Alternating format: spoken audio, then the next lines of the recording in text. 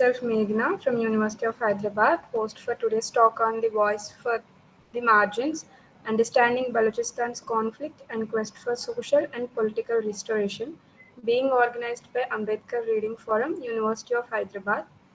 First, let us know a brief introduction about what Free Balochistan movement is all about. So, the Free Balochistan movement is a nationalist organization advocating for the independence of Balochistan, a region divided between Pakistan and Iran. It opposes what it views as exploitation and human rights abuses by these states and to establish sovereignty for the Baloch people. Historically, the Baloch nationalist movement gained momentum after 1948 forced accession of Kalat to Pakistan, which many Baloch view as illegitimate. This event sparked ongoing demands for self-determination and independence. The movement is led by Herbiar Murray, a key Baloch leader, and FBM's primary goal is an independent Balochistan to protect Baloch culture, rights, and identity from Pakistani and Iranian control. So, FBM engages in international protests, awareness campaigns, and lobbying efforts. It highlights issues such as enforced disappearances and military appealing to global bodies like the United Nations for their support. The organization is critical of China's role in Balochistan, especially through China Pakistan Economic Corridor, which it believes exacerbates exploitation and military presence in this region. Today's speaker is the head of Foreign Affairs Department of Free Balochistan Movement, Mr. Jamal Nasir Baloch. And today's event is being moderated by Manasya Reddy, PhD scholar in International Relations at the University of Hyderabad. His research is centered on Chinese foreign aid and investments. Now I request Manasya Reddy to take on the event. Yeah, good evening, everyone. My name is Manasseh. I am a PhD scholar in University of Hyderabad, as my uh, other fellow mate mentioned. My interest mostly lies in Chinese foreign aid and investments. And as a part of this, we thought from Ambedkar Reading Forum it would be a great idea to bring onto the stage a person who is well known and fighting against uh, the thing I'm researching, unfortunately. But I think the issue of Balochistan has a serious consequence to our country and also to the South Asian region at large. So without any delay, I would like to invite Mr. Jamal Nasir Baloch. He's a famous and prominent leader fighting for free Balochistan. Let's hear from him now. Thank you. Jamal, you're before people.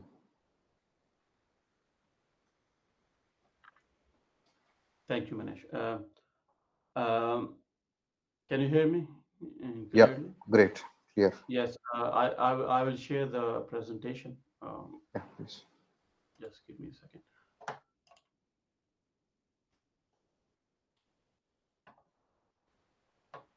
In the meantime, if people can turn on their videos, if it is possible, that would be great. Yes, I will just switch off my video and concentrate on the presentation. And when the presentation is finished, then I will switch on the Okay, camera. we can go with the presentation for nearly like 60, 70 minutes. And I think the people would like to ask some questions. I think you're quite a person to take questions. So there will be Yeah, more yeah, questions, I guess. Yeah. I'm happy to take questions from all participants. So, Free Balochistan Movement, we are a political party uh, struggling to liberate Balochistan from Iranian and Pakistani occupation. And these are the three main objectives of the Free Balochistan Movement. The Free Balochistan Movement is struggling to liberate Balochistan from Iran and Pakistan. And it is the only party that exists in Balochistan which is struggling for both parts of Balochistan. And Free Balochistan movement, as you can read, shall uphold, promote, implement the Balochistan Liberation Charter. So Balochistan Liberation Charter is a charter which promises rights and constitutional and minority rights and other things. It is kind of a charter or a kind of framework to guide the Baloch national struggle, and it's quite progressive liberation charter. So, so one of the objectives of the Free Balochistan movement is uphold, promote, and implement the Balochistan Liberation Charter. And as you can see, the point number 3, the primary aim of Free Balochistan movement shall be the establishment of independent and unified or united Balochistan with a parliamentary democracy and a secular constitution as specified in Article 44 of the Balochistan Liberation Charter. So we are struggling for an independent Balochistan, but we also want it to be a secular constitutional democracy, and we believe that parliamentary democracy is the best way forward for Balochistan when we will get independence. So our founder is Mr. Herbert Murray. He is one of the prominent Baloch leader. He is the son of late Herbert Murray. He started the Baloch National Liberation Movement in early 2000s, or some people say late 1990s, and he is currently leading the party, and he is based in UK, London. So what is Balochistan? Balochistan, many people confuse Balochistan geographically, and they do not understand the geographical boundaries of Balochistan, and there are a lot of confusion in the media, and even though people who are monitoring Balochistan from last 15-20 years do not understand what Balochistan is. So Baloch is the name of the nation, and Istan means, Istan is the same word as we know in Sanskrit, Istan, or in Proto-Indo-European languages and Iranic and Indo-Aryan languages. Istan or Istan means place or land. So Balochistan means the land of the Baloch people.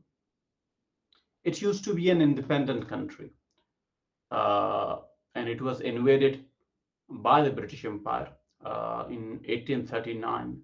And when they were invading Balochistan, as you know, the company ruled India.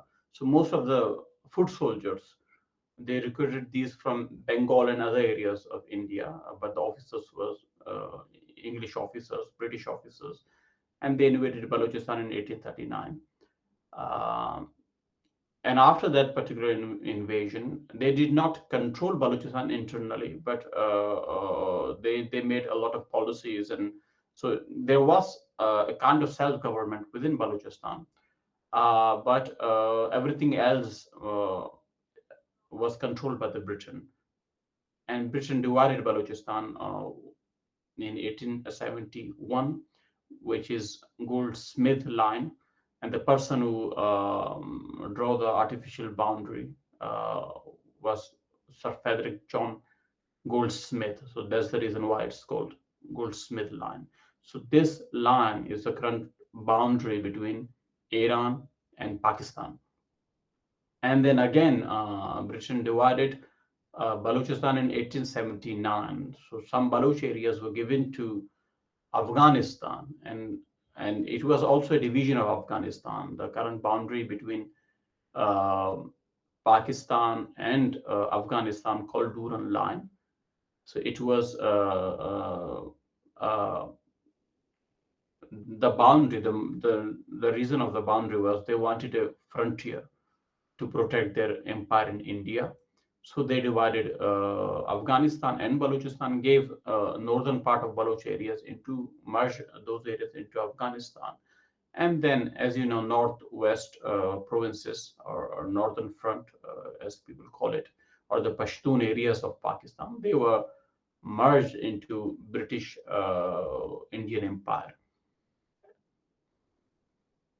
So after these two division, eastern part of Balochistan, which is mainly today called Pakistani occupied Balochistan, remained independent. So they had self-government, and when Britain was leaving South Asia, Balochistan gained independence like India, and a new country, Pakistan, was created out of India. So Balochistan remained independent for at least, I think, 9 months, from August 1947 until March 1948. And then Pakistan Army invaded Balochistan, and the remaining Balochistan, which was the eastern part of Balochistan, was also occupied by another country. So Balochistan, which existed for centuries as a country, as a unified country of the Baloch people, was ceased to exist. Where Balochistan is located, you can see the pink color in this particular map. So Balochistan is divided between Pakistan, Iran, and Afghanistan. So Balochistan, as you can see, geopolitically, Balochistan's location is very vital for trade and military purposes. I will show some old maps of Balochistan just to for you to understand that how Balochistan was historically divided, and how a nation which existed for centuries used to exist. So Balochistan, you can see the yellow color. Balochistan is in yellow color between Hindustan and Persia. So this is United Balochistan. It contains most of the parts of Baloch land. So it was a map published by a French in Paris. It was published in 1839. It is another map of Balochistan. It was designed by the Japanese schools. So Japanese society was transforming from feudal to industrialized nation, and they introduced this particular map for the students to understand the geography of Asia. So you can see the red map, Hindustan or India, and the green one is Persia, and the purple map near the ocean, it is the map of unified Balochistan. This map was published in 1876 in Osaka, Japan. So Balochistan was divided. The western part of Balochistan was divided and merged into Persia. So Persia was a big empire. When Persia had a conflict with Russia, they lost a lot of land, and the Georgia and parts of Armenia and a lot of these countries near the Caspian Sea were controlled by Persians. As a part of Azerbaijan, as we understand the country Azerbaijan, it was also under Persian authority in 18th, 19th century. So when they lost those territories, what Britain did, they gave western part of Balochistan to Persia. And you can see the map which was published by Scott Adam Black in 1884. The green thing is Balochistan, and the yellow is Persia, and the pinkish area is Afghanistan. So Balochistan, the western part of Balochistan is missing from this map because that particular part was merged into Persia.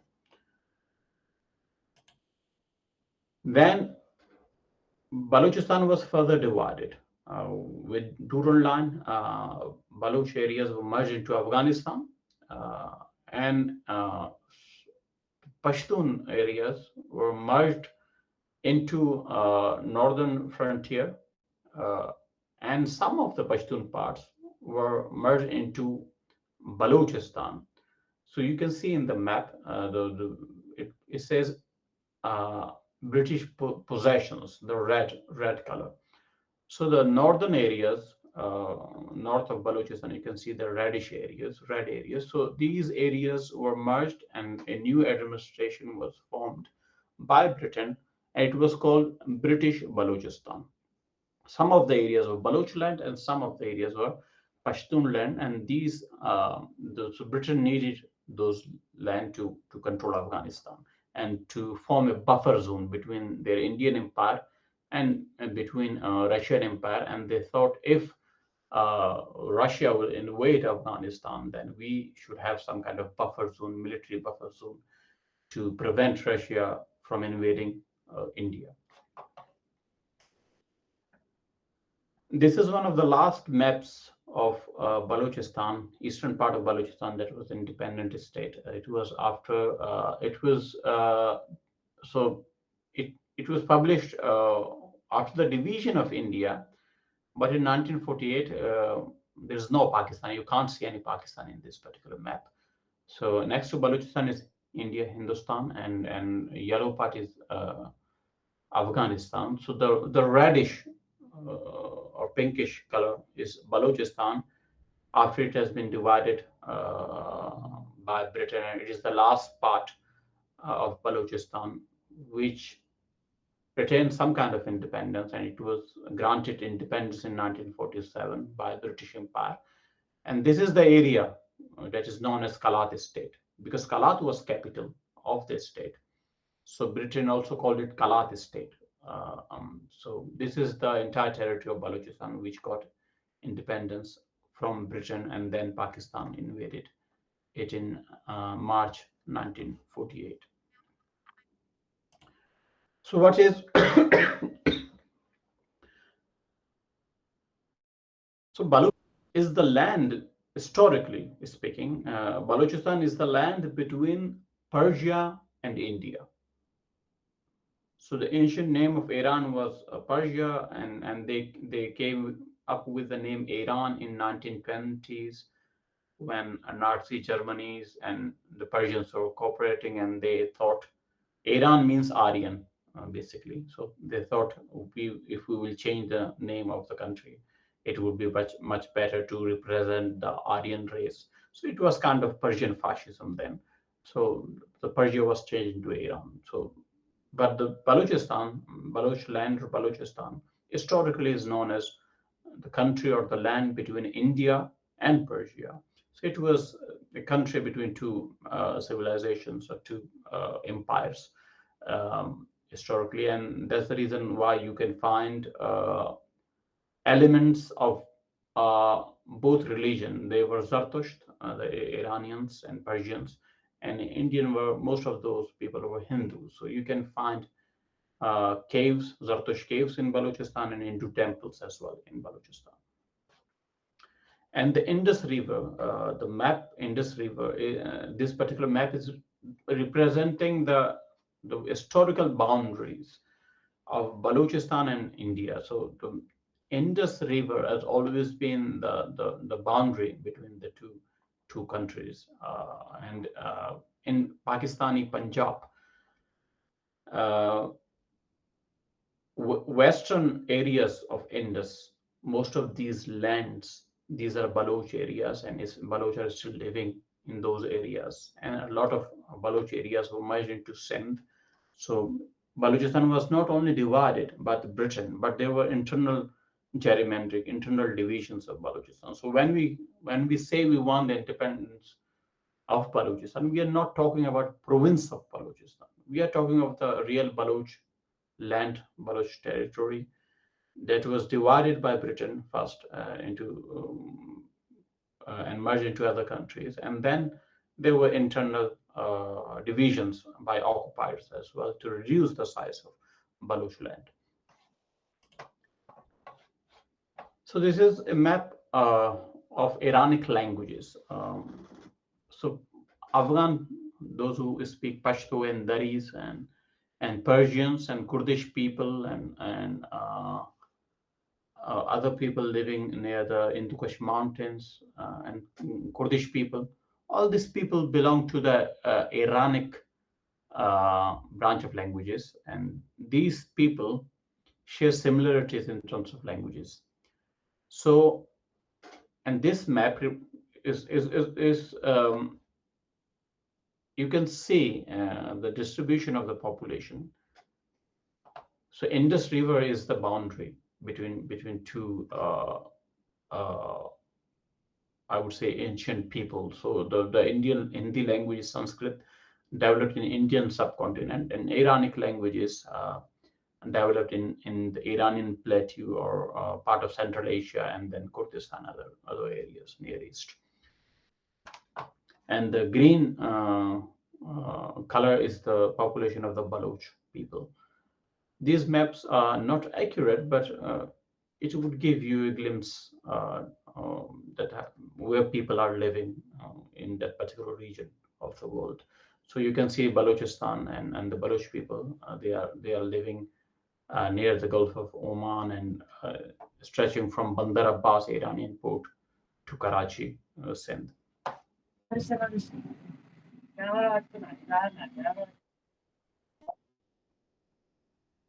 So, but Pakistani occupied Balochistan when it was occupied by Pakistan. So since 1948, when they occupied Balochistan, the armed struggle was started by Khan of Khalat. Khan of Khalat was kind of sovereign of Balochistan. His brother, Aga Abdul Karim, he was the governor of one of the provinces called Makuran. So he started the armed struggle in 1948, and it lasted 2 years. And then there were other armed struggles and conflicts for the independence of Balochistan. One was in 1950s, and then 60s, and in one of the brutal one was in 70s and 1973. And then the current struggle, which is the fifth liberation struggle, it was started in early 2000s, and it is still going on. It is unique in terms of participation and length. So it is still going on, and a lot of Baloch parties emerged from it, and it is quite organized. And so in terms of participation and where it is happening all over Balochistan, and it is also influencing the western part of Balochistan, the Iranian occupied Balochistan. So it is one of the longest struggle, which started in early 2000s. Geopolitically and strategically, Balochistan is located in one of the most strategic region in Asia. You can see Chabahar and Gwadar. These are two ports. Gwadar, it was made by the Chinese, and it's part of the CPEC nowadays. It was made before there was anything called CPEC, but now it is part of the CPEC, China Pakistan Economic Corridor. And on the other side, on the western side, you can see Chabahar. So Chabahar is also a Baloch town, Baloch area, and Iran built a port, and Indians are investing in that particular port. And you can see also Bandar Abbas. Bandar Abbas is one of the largest Iranian port, but it is not a deep sea port. So there are limitations how I think there's a limitation of weight and size of large vessels. So Chabar and Gwadar, these two ports are more suitable for large vessels, large ships, and Bandar Abbas has limited capacity. And this is one of the maps of the region showing the Chinese CPEC route, and it is also showing uh, proposed Indian transit route to Afghanistan, initiated by India and Iran, and you can see the geopolitical competition. And the purpose of this map is to show you that the competition between China and India and Pakistan and Iran and everything is happening inside Balochistan. So Gwadar is Balochistan, CPEC. The entire purpose of the corridor is to connect China to Arabian Sea or Indian Ocean via Gwadar. And the purpose of the Chabar is same, to connect Central Asia uh, with Balochistan, and then to connect it with international markets and Indian markets. So all the games, all the geopolitical strategies, everything is happening inside Balochistan, inside the territory of the Baloch people. So what is happening in Balochistan in terms of human rights violations? We call it Balochistan, the genocide of Baloch nation. There are some background noises coming. Manu, can you please manage it? I have removed him, don't worry. So the human rights violation. So just to be clear, the human rights violation, most of the human rights violation are happening because there is an independence struggle going on. The Baloch people are resisting. There's a political movement. There is an armed struggle, and due to that particular armed struggle, in order to suppress the demand of the people, the state engages in human rights violations, both Iran and Pakistan. So when Pakistan started ground military operation during the era of Parvez Musharraf, and these things happened before in 1970 as well. People were displaced and food disappeared. So I'm not going to into 1970, but these are things are not new things happening in Balochistan. These things happened before during the previous struggles as well.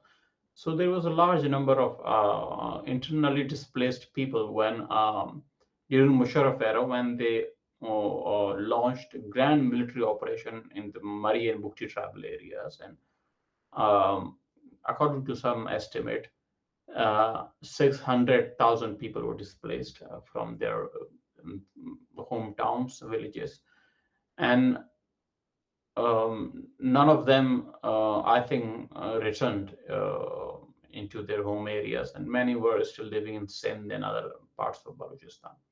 And a small display to dispossess the people from their land. So during the CPEC, when they were building the roads and other things, they also uh, forced people from small villages to leave their home and villages, and were also uh, they were forced to to migrate or forcefully migrate into other areas of Balochistan. So it is quite um, useful tool by the Pakistan army, because they always wanted the Baloch land, and if people are leaving, and they got tactics to force people to create artificial crisis, to force people to leave their areas. So they are happy for these kind of things, because then they would be able to control uh, the vital routes, CPEC routes, and from the areas where they are exploiting gas and oil and other things. So internally, IDPs, internally displaced people, then the military operations, sometimes they're quite big, large military operations. Sometimes these are limited to um, one district or part of district. So what is military operation? So military operation means they are using lethal military force to kill Baloch civilians or the members of the armed groups. So in previous military operation, they targeted entire villages, because the villages, the population of Balochistan is quite small comparing it to India. So the population is a few hundred. If 100 or 200 people living in the area, according to the Baloch, the society, it is a large place. It's a large village. So they go and use military force and gunship helicopters. They kill the livestock like sheep and camels and goats, and then force the people to leave their areas. So these kind of actions are called military operations in Balochistan. If someone is talking about military operation, it means armies are involved. They are using gunship helicopters and cordoning off the entire area, and checking every village, and abducting people indiscriminately and killing their livestock. And when the enforced disappearances started, the current enforced disappearances, there were enforced disappearances in Balochistan during the 60s and 70s, but the current wave of enforced disappearances were started after 2005. So they started from Maribukti areas, and then they expanded these into entire Balochistan. And in 2009, they killed one of the Baloch leader called Ghulam Muhammad Baloch in April, along with his two friends, Lala Munir and Sher Mohammed. I think his name was Sher Mohammed, if I'm not wrong. So three leaders were abducted from the court when there were fake cases on them. They were attending courts, fighting their cases in the courts, and they were abducted from the court by Pakistani intelligence agencies, and their bodies were dumped. So it started a new wave of enforced disappearances, and so I think from 2009 until 2011, almost 1,500 political activists were abducted from Balochistan, and their bodies were dumped. They were tortured in torture cells, and then after torture, they were killed, executed, and dumped. So this phenomena, it was called the Kwan. Maybe you heard about kill and dump policy. So Amnesty International and Human Rights Watch called that particular practice in Balochistan kill and dump policy of the Pakistani state. And many mass graves were found in Balochistan as well. One was discovered in in central Balochistan, I think in Khuzda, and then people also discovered some other mass graves. And Iran, the tactics of Iran are quite different from Pakistani tactics. They use mass execution on trumped up of fake charges. They arrest Baloch on fake charges. And this mass execution, every year hundreds of people from Balochistan are being hanged by the Iranian regime.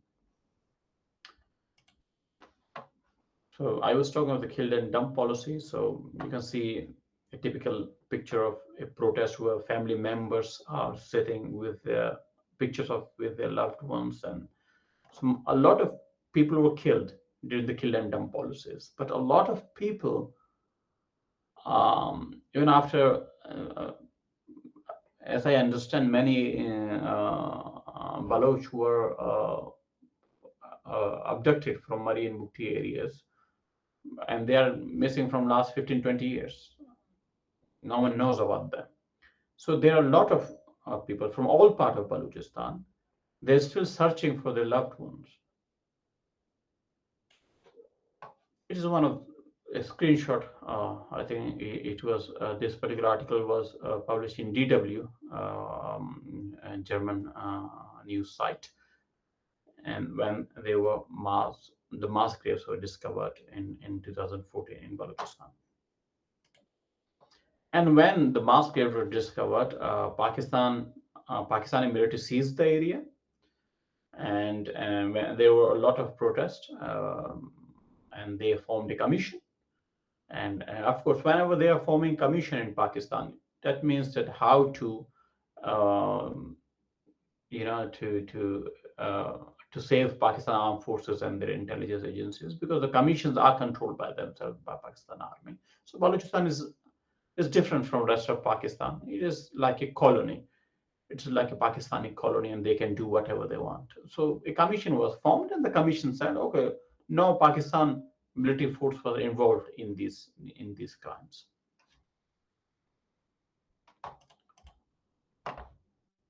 And fake encounters. So it is. So what they do, the typical Pakistani tactic, when they're armed resistance groups like BLA, BLF, and other groups, when they attack Pakistan military forces, Pakistan can't fight these armed groups. When there's a pressure on the Pakistani armed forces, they take prisoners, the people who have been enforced disappeared and are rotting in their torture cells. They hand them weapons and kill them. So fake encounters, a lot of fake encounters are happening in Balochistan, and these. So what Pakistan, then the Pakistani media start propagating, look, these people were in the list of missing persons or the people who have been disappeared. But look what Pakistan army found. They were killed in a battle. They were killed while they were fighting Pakistan army. So there's Pakistani propaganda, and so they try to satisfy their own population. If some voices are coming in support of Baloch missing persons or food disappearance, so this is how they counter it. They kill the victim, and then they say these were terrorists, and the Baloch human rights groups were campaigning for these people, but in reality, these people were terrorists. This is how Pakistan spread propaganda. And this is a picture of a woman-led campaign happening all over in Balochistan. There were several long march, and the family members. Most of the campaigns are initiated by family members of missing person, and they are struggling to tell the world and get justice, and to know where their loved ones are. So UN recently demanded. So these protests were. These campaigns were led by a group called Baloch Yekjehati Committee, and when they started organizing people, their leaders Maharang and Bebo and Shaji and other people, they were arrested by Pakistani forces on fake FIRs, on fake charges, and they are, I think, still in the jail as of today.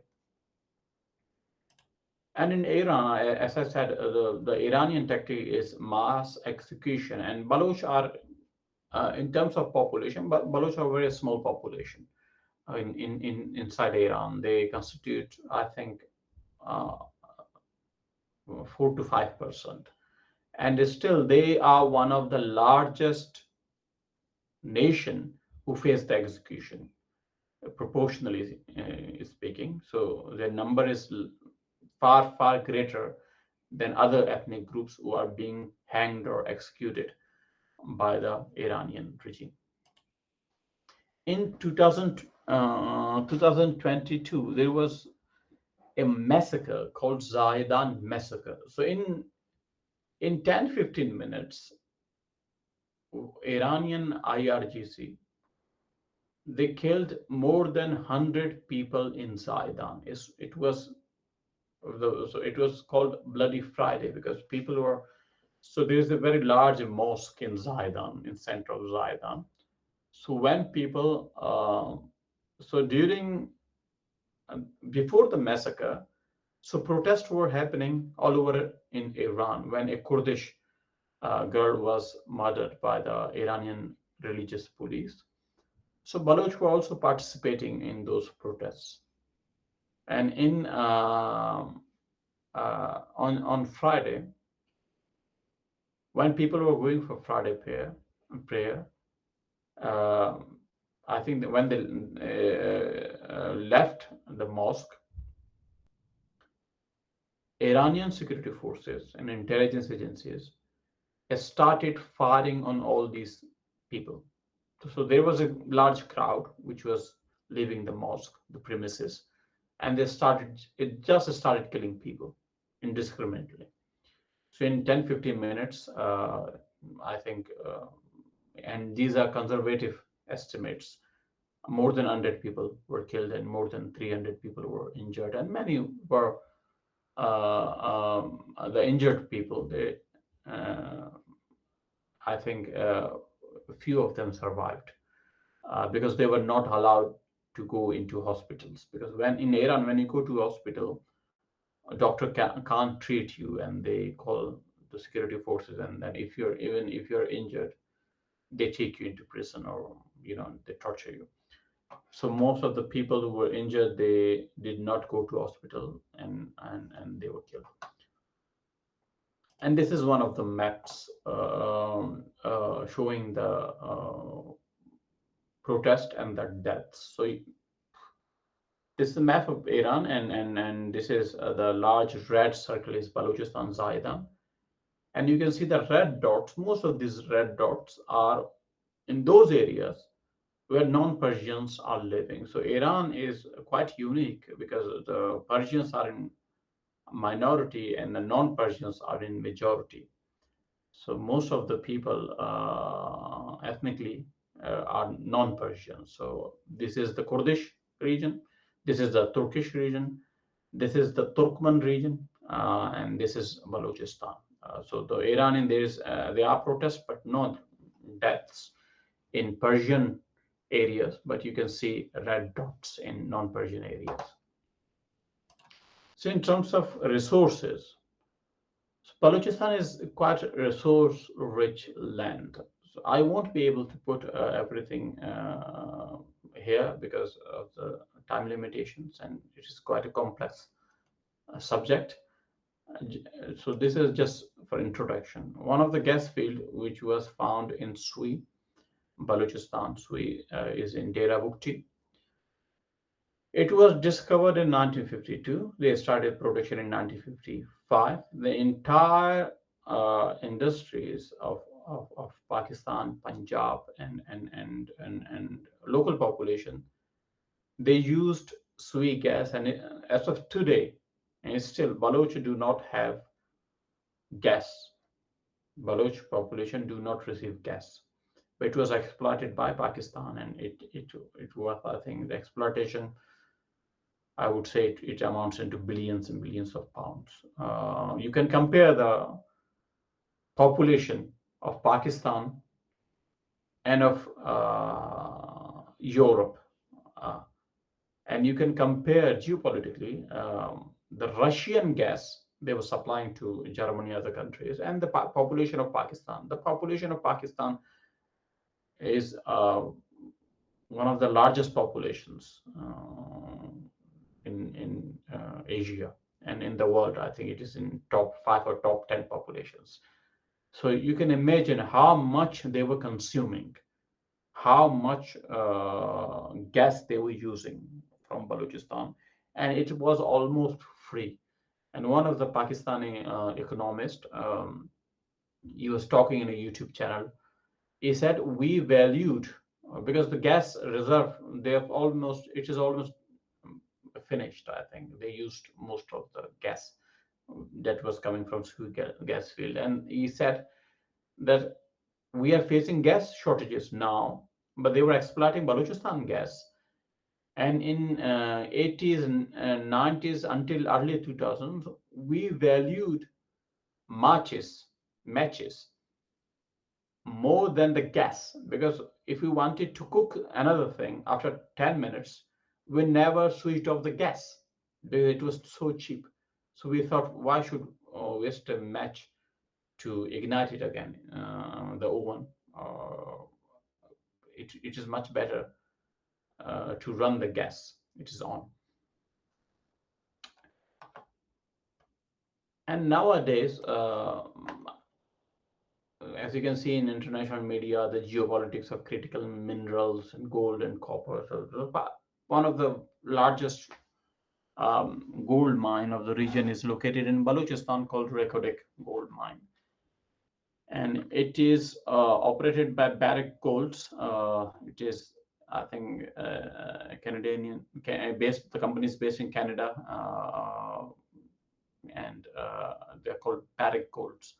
Uh, so they are operating the mine now, and it is one of the largest. And you can see a news report from the Financial Times, recent news, I think last month, that they said we can, offer something US from that particular gold mine, and some kind of cooperation between US and Pakistan. So Pakistan has nothing. So the leverage is Balochistan and Balochistan's resources.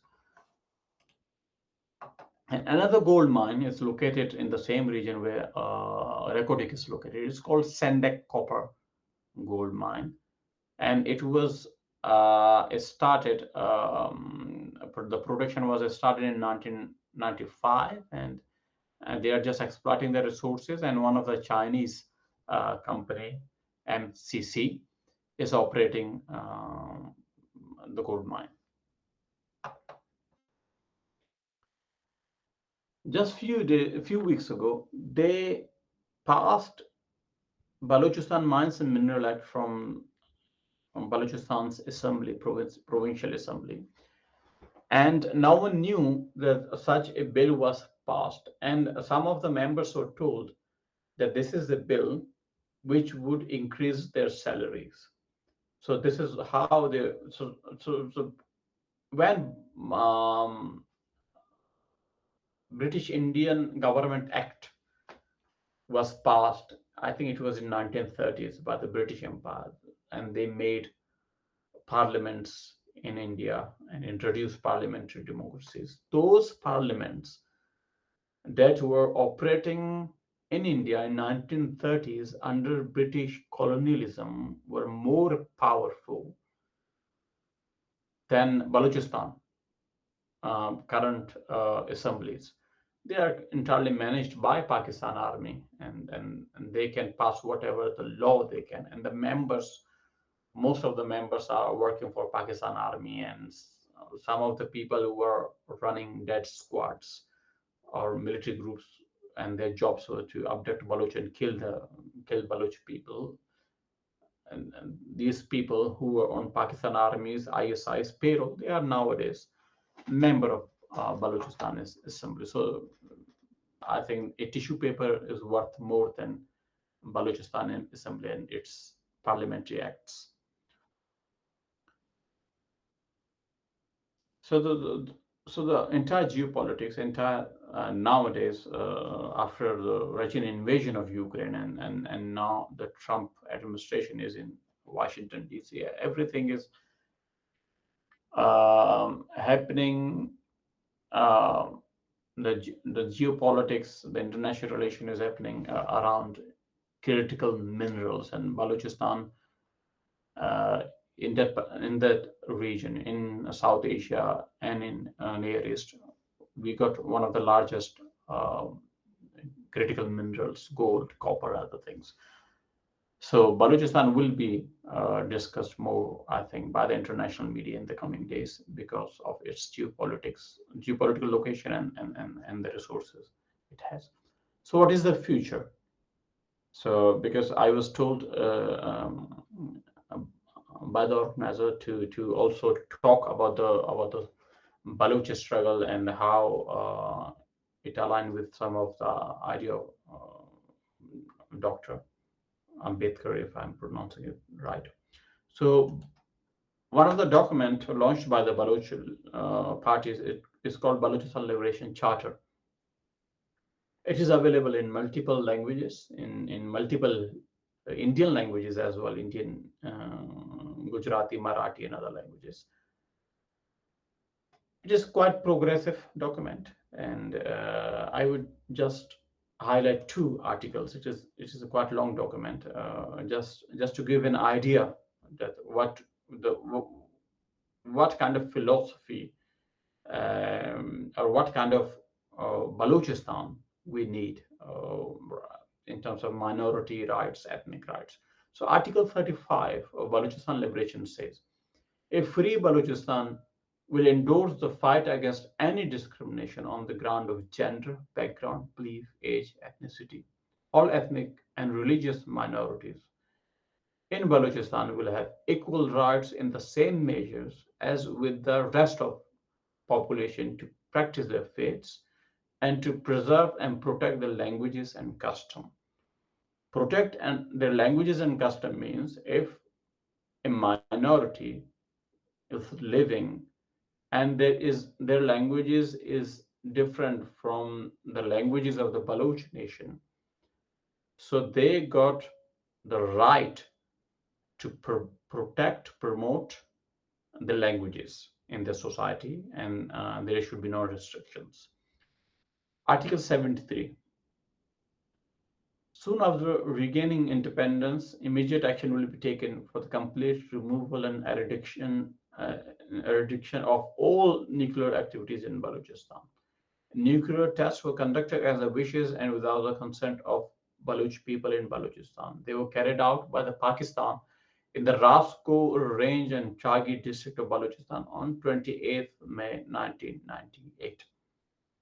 So this particular article is talking about the nuclear test Pakistan conducted on Balochistan. And this is the position of Free Balochistan Movement and Balochistan Liberation Charter, that we will protect the environment of Balochistan. We will remove all the nuclear stuff which Pakistan brought into Balochistan, and we will ask the United Nations to investigate the impact of those nuclear activities on the Baloch people as well as on our environment. So this Balochistan Liberation Charter is quite progressive charter, and we uh, are struggling for independent Balochistan, but we do not want an independent Balochistan which is a shamanist or fascist in terms of ethnicity. We what we imagine that a road to liberal democracy, a road to freedom, not just for the Baloch nation, but all of the people who are living in the Baloch territory or in Balochistan. Thank you. Now I end the presentation. Happy to take any question. Yeah, it was very great and elaborate, but also sort of a direct account of things, right from historical things to current. I guess people would definitely have more questions. But before taking any questions, we have one of our local, I don't know if celebrity would be a great word, but he's a YouTuber and also a very eminent political analyst. I invite Meghana to introduce him. Now I would like to introduce our next speaker, Mr. Prasad Paketi. Alongside his professional career in the IT industry, Mr. Prasadji is also actively involved in social activism. He is a great political analyst, well known for his insightful presence on various YouTube platforms where he engages with pressing social issues and public discourses. Now I request Prasadji to share his insights on today's topic. Yeah, um, especially Jan Baluji, thank you very much for sharing a lot of insights. Uh, Guys, can you hear me? Yes, Yes, yes. sir. Yeah. Okay. So, Jan Baluchji, thank you very much for sharing your insights. It's very much helpful for us in understanding how much of atrocities the Baluch people are resisting, especially from Pakistan. And I wasn't sure, like earlier, about how Iran is also doing a lot of atrocities against Baluch people. And it's a very good thing and knowing to us and also to enlightening session for all of us. Apart from these things, the struggles, most of the people, I'm not sure, are aware there is a common uh, language words between the Baluch language and also some of the South Indian languages as well. So that is something which we can discuss at a later point of a time. So this is another interesting aspect. So I definitely see a lot of researchers in this group as well. They can also look at it. And the next part is probably more insights in cultural and the traditions of the Baluch people, if it can be shared. I think we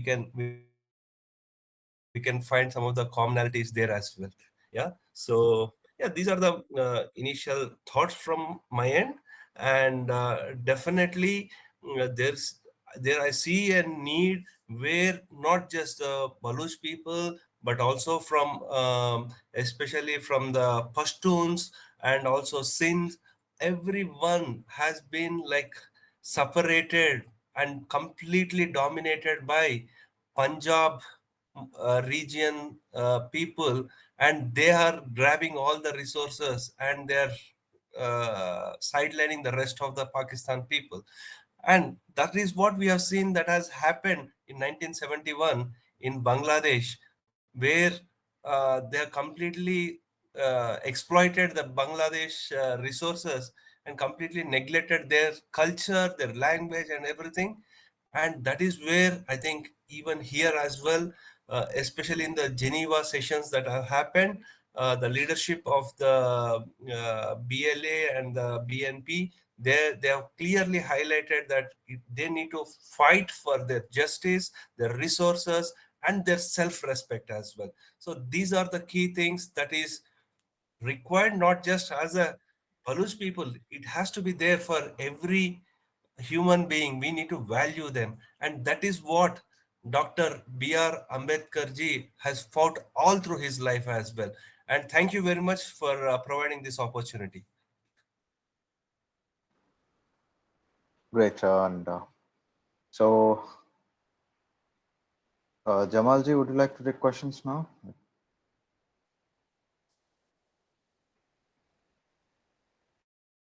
Yeah. Can you So, hear me? anyone who would like to ask questions, you turn on the video and you can put the questions to the speaker today.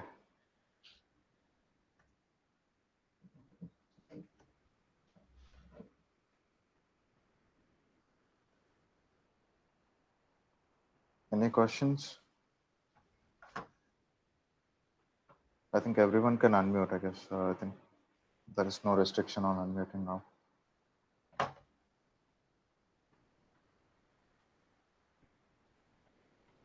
Kamalji, what is the current population of Baluch people? If you can turn on your video, if you don't mind, please. Yeah. Yeah, So what? Yeah, great. so there so there are different estimates. There's no real figure because when they are conducting census inside Pakistan, what this they do not conduct it. They did not put an option for ethnic group or nationality. They put something like languages. But because the Baloch nation is quite unique in terms of the languages, because we do not just speak Baluchi, we speak Brahui. As you were saying, that one of the languages which we speak, the Baloch will speak, it got some South Indian words and Darvedian words into that particular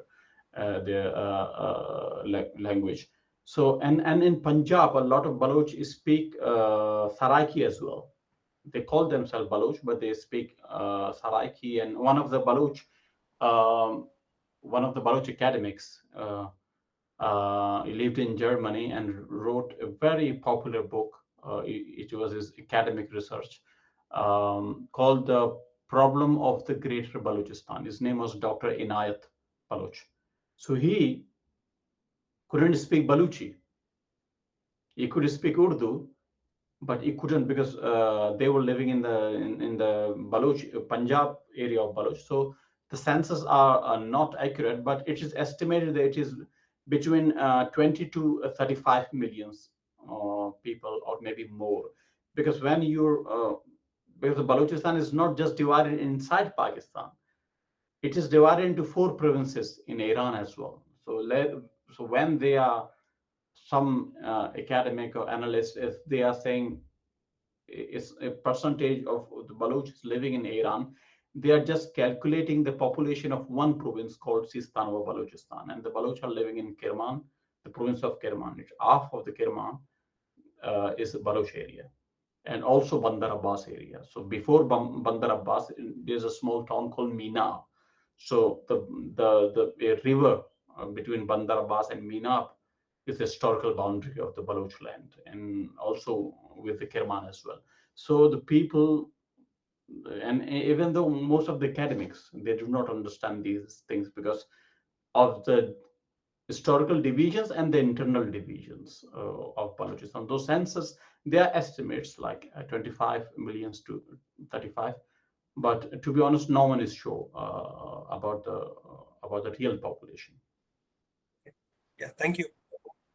I think there is a question in the chat. Radhika, do you want to ask him directly? Someone named Radhika Yes, Mundra. sir.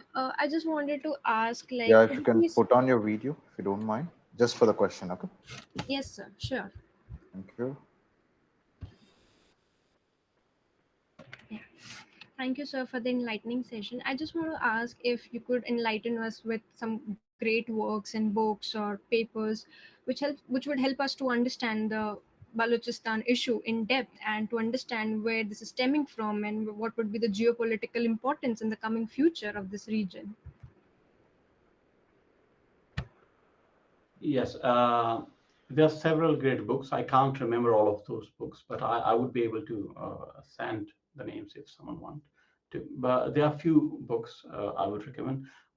One, I'm repeating myself, the book wrote by Dr. Inayat called The Problem of the Greater Balochistan. Um, it is, I think he wrote it in 1980s or something, 1985. I can't remember the date. Where it is available in two languages, English and German languages.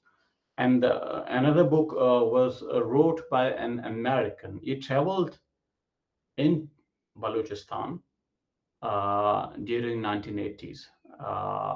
I think it called the Baloch National in the Shadow of Sweat Template or something like that. I can't remember the exact name. So he wrote a book. I can just search it. I think the Baloch nationalism. Baloch nationalism in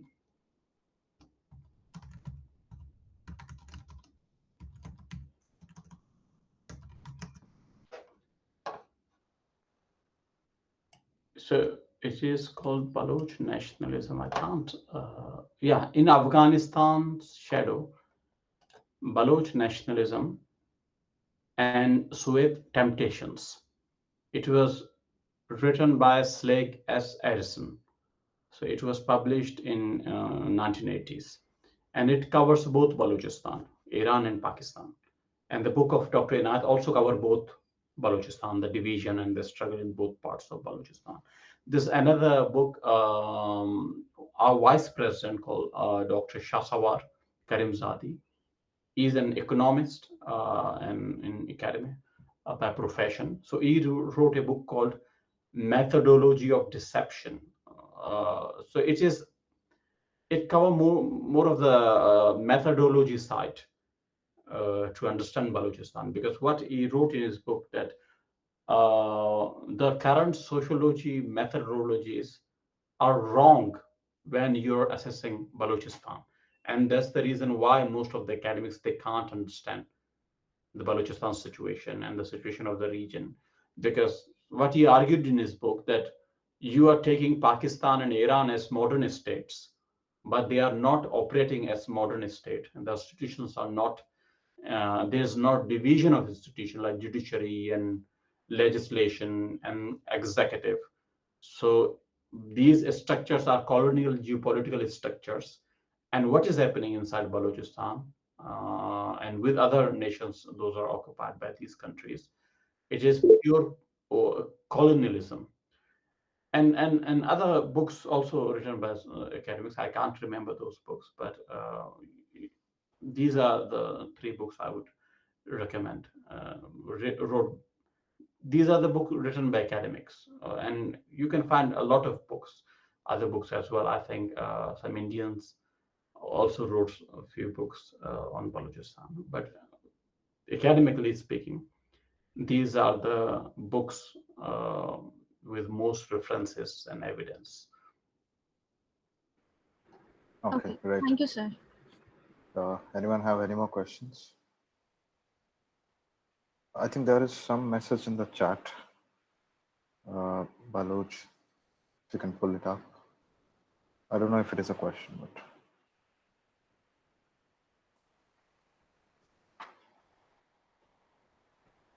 anyone has any more questions?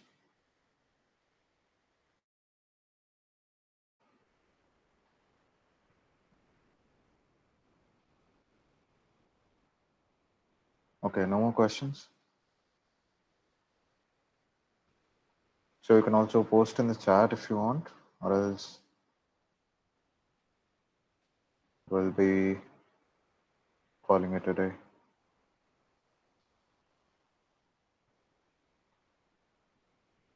Okay, I think we had questions. I think if there are any more questions, I'll definitely post it to you, Jamal. Thanks for coming. I think Prasad is asking a question. What? Oh, Can So one question actually that I have is how different the culture and the religious aspects of Baloch people, how different it is from Punjab-based Pakistan or rest of the Pakistan. Yes. So before coming into culture and religion, I would just put something to add something, as you said about the Pakistani Punjab, how it is exploiting sand. And if I will give an historical context, then I think people would be able to understand more regarding the culture and religious aspects. So what is Pakistani Punjab, or what is Pakistan? Let's say, if someone is researching about a state, what is Pakistan? Everyone understand what is India, the civilization, the culture. Uh, so it is, there's no question. But what is Pakistan? So what Pakistanis says in their books and media, the Pakistan is, the meaning of Pakistan is land of pure. This is what they say, land of pure. But Pak, it is an Iranic, it came from Iranic languages. In Pak we use uh, Pak as well in our language. Pak means clean. There was used to be a saraf, the washing powder. I remember the name of the washing powder was Pak saraf, came from Iran into Balochistan. So it was very popular back then. So Pak means clean. So pure means khalis, pure. So the word Pak is quite different from the word pure. So the idea of entire Pakistan, when you read their books and Chaudhry Ramat, what he wrote and what they are discussing. So the idea was, we are Muslims and the rest of the Indians are Hindus. We are clean and they are unclean. So we need a different country, and the entire case for Pakistan was based because they are not a different nation. So when you read their books and the speeches of Jinnah, what they are saying, they are forming a basis of nationalism on the basis of religion. They say we are Muslims, so our culture, our rights, everything is different from the rest of the population. So we should have the right to self-determination on the basis of those differences. This is what they are saying. Okay, even though if we are, I do not think for a moment that it is justifiable to form a nation on the basis of religion. And that's the reason why I wrote many articles on that particular issue, on political Islam, that why I hate political Islam so much. The idea of ummah, that we are same people, we are a same culture, or we should be a nation. No, I do not believe in these myths, these stories, these stupid stuff. You can't create a nation from religion. It is impossible. The culture, the psyche, the clothes, the social understanding, and the rights and duties, these are quite different, and you form these things in hundreds and thousands of years. You can't just pop up a nation overnight. So Pakistan was made on the basis of Islam, and the entire argument was because we are minority, we are facing danger from rest of the majority in India, so we need a state to protect our rights. This was the entire argument. So I have just one question, to for the Pakistanis and those who think that Pakistan is a legitimate state. Okay, that's fine. You can have your state as a Pakistan. You divided India, created a state for Muslims. So what is the point of occupying the non-Indian territory of other states, of other nations? Why you occupy Balochistan? Because Balochistan was never part of British India. So why you need Balochistan? Because the Baloch, even population-wise, we are very small population. We are not a threat in terms of population. We are not from a different religion.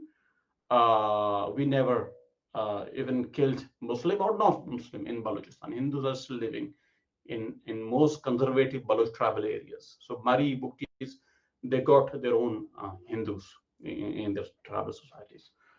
So what was and what about Afghanistan?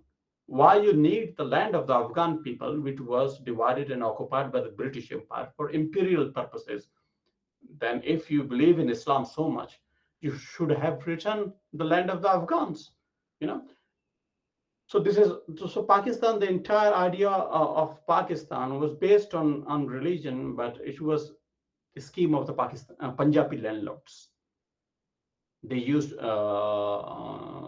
Bengalis as well, and divided Bengal, divided Punjab, and raped their own sisters, Punjabis and Bengalis, during the migration, and killed their own people. Most of the people who were killed in that particular part of the region, which is Pakistan now, Punjabis were killing Punjabis. The Sunni Punjabis were raping Sikh Punjabis. Sikh Punjabis were raping Sunni Punjabis. And now, so because the force which controlled Pakistan and who killed Jinnah, Pakistan Army. So what is Pakistan Army? Pakistan Army was formed out of British Indian Army, and British Indian Army was formed after the first war of independence, when the Bengalis, majority of the Bengalis and other people resisted the British imperialism. And when, as I said in my first presentation, the first two slides, in 1980 and 1839, because I read all the British documents, the people, the Bengal regiment, they came in Balochistan with their British officers to occupy Kalat, the capital of Balochistan. So after 1857, when Bengalis fought for their motherland, for India, what they shifted the power from Bengal and those regions into what is known as the North India, Punjabis and other ethnic groups. And I think the capital was changed from Calcutta to Delhi as well. And that particular group of people, the Pakistani or the Indian Muslims, have this in the colonialism and imperialism, all these kind of traits, they were there already. And when they divided, one of the largest army on earth, the Indian army, it was one of the largest army in the world by 1945, because they were fighting Nazi Germany. They divided one of the largest army in the world and created Pakistan and gave it an army, and rest of the story. And it is exploiting, and it is so the Baloch. How Baloch are different from the Punjabis religiously? For the Baloch, the identity is Baloch. It is not Muslim. It is not Sunni. It is not Shia. Of course, you would be able to find some stupid in our society as well. And one of my European friends always say the average stupidity in every nation is same. So you would be able to find some stupid fundamentalist among the Baloch population. Maybe they are willing to go to Afghanistan and Kashmir and other areas, but the rest of the population, they think they are Baloch historically, and this is the identity and this is the struggle. It is quite different from the Pakistanis. Punjabis, and some Sindhis as well. Nowadays, they're replacing the Pashtuns. The Pashtuns are like second class citizens, and now the Sindhis are replacing the Pashtun, and Punjab is oppressing Pashtuns and giving most of the things to Sindhis. So there's a dynamic change within Pakistan as well. So the cultural aspect, the culture, we are very closer to the Iranic people than the Punjabis culturally. The language is different. The marriage traditions are quite different. Just to give you an example, in all Indian ethnic groups, I believe, this is the rivaj, this is the culture that you give jahez. You know, when the woman is marrying someone, and there's some kind of agreement between the two families that how much she will get from her family, and if she is coming into a new family. This is the Baloch culture is quite opposite. This is the same with Punjabis, Indian speaking Muslims who migrated and came into Karachi, and I think same with the Sindhis. But it is quite different with the Baloch. The Baloch, with the Baloch, you have to give, the man must give woman gold and other things, and they can't take jahez. They can't demand money, other things, and it is culturally prohibited to take anything from the family of the woman. So these are two different cultures. So you can see that the Punjabis are more closer to the Indian culture, the language and other things as well, the marriages. Um, and in terms of religion, we are secular people. So with to just give you an example, our president Herbert, he pray five times a day, 5 times a day. Our vice chairman is an atheist. He do not believe on God. He's an atheist, drink, and he think there's no God, and he's proud atheist. But the president is Muslim, proud Muslim, and pray five times a day, and do all these religious custom which most of the Muslims do, like in Ramadan and other things. And I will not speak about myself. I will get in trouble. But I think Mr. Jamal calls these type of Islam a specific word. I think in the last call he spoke. Maybe he would like to put it out. yeah. I said Desi Islam. Desi Islam, yeah. Desi Islam. Yeah. So the problem with the Desi Islam is the Hindus who converted to Islam, they think they are more Muslim than the rest of the people. Even though the Baloch were the first non-Arab people who accepted Islam during the invasion of Iran, and after then they accepted Islam. So they were the second or the third group in the entire world who accepted Islam as a nation. And the invasion of Sindh happened later, and then after Turkic and Mughal invasion, most of the Indian population, they were converted, and because of jizya, because there was a tax on non-Muslims, and some opportunists thought it would be much better to avoid the tax and change their religion. So these are the most of these people who accepted, their forefather accepted Islam. Uh, so I won't say most of the Indian Muslims and these people think the same, but what I'm trying to say, that there's element of inferior complexity within these people, because when you uh, abandon and start hating your own identity and your own self, your own civilization and culture, and try to adopt the elements of religion, and sometimes you call yourself a Turkic, sometimes you call yourself an Arab. So all these things, start, because you need then the religion as a glue, and for your own identity. But I think what I think of Pakistan, that there's a rise of nationalism in all parts of Pakistan, even in Punjab. Nowadays they think, we will learn our languages, and so because the elite understand, the Punjabi elite also understand that Pakistan will no longer survive in long term, so they need something for their own, safety or justification to create or retain some part of Pakistan. Yeah. Yeah, it was great, and I think it answered most of the questions which will even turn up now. So hopefully we should not have any questions. I think it's already 5:50. Yeah, I think Puneet is saying it very inclusive as a culture. Uh, Quite great of an evening for everyone, Mr. Baloch. Thanks for Thanks. Thank you for your. accepting our invitation. And we have a small vote of thanks for you from Meghna. Before I think you can retire for the day. Yeah, Meghna.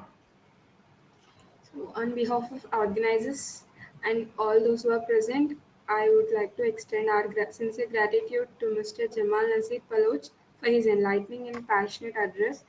Sir, your thoughtful insights and compelling delivery have not only deepened our understanding of Balochistan, but have also sparked genuine interest and awareness among all of us. The success of this talk is a testament to your expertise and ability to engage the audience so effectively.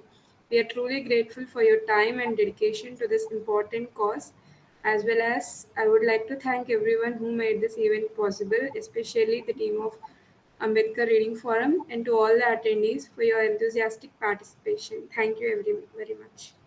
Thank you. I really appreciate your participation. Thanks. Thank you, Jamal. Grateful for your time and wish you freedom. Thank you. Thank you. Bye. Bye.